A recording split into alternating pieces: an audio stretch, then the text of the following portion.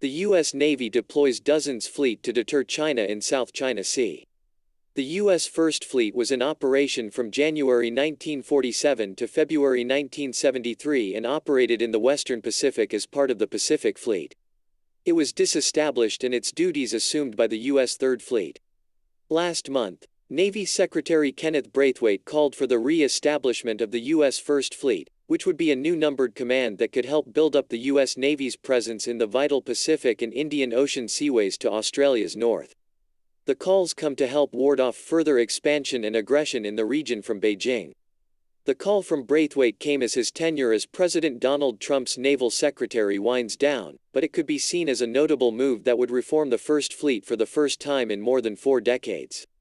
It would dedicate more U.S. warships as well as additional sailors to the waters off of Southeast Asia and west to the Indian Ocean. It would serve to help protect the strategically vital Strait of Malacca, through which much of the region's oil and cargo supplies transit. In order to improve our posture in the Indo-Pacific region, we will reconstitute the First Fleet, assigning it primary responsibility for the Indo and South Asian region as an expeditionary fleet, Secretary Braithwaite told the U.S. Senate's Armed Services Committee in November.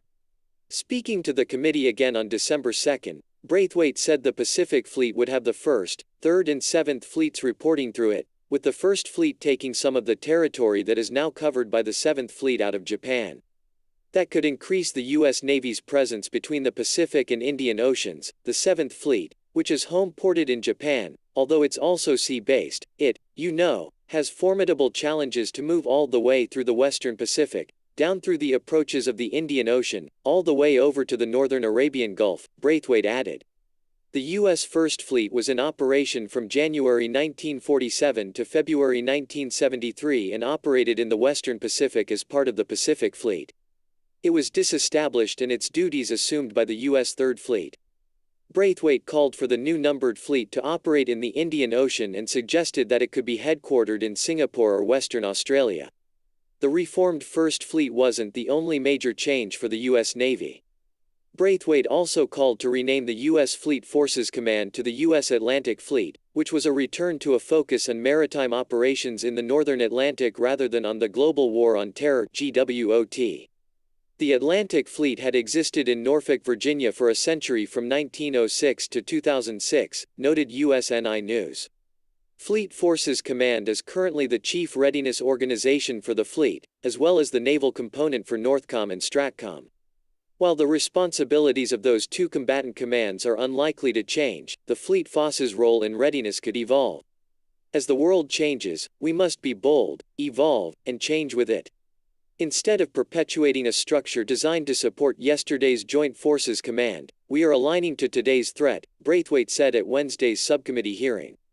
To meet the unique maritime challenges of the Atlantic theater, we will rename Fleet Forces Command as the U.S. Atlantic Fleet, and we will refocus our naval forces in this important region on their original mission, controlling the maritime approaches to the United States and to those of our allies. The Atlantic Fleet will confront the reassertive Russian Navy, which has been deployed closer and closer to our east coast, with a tailored maritime presence capability.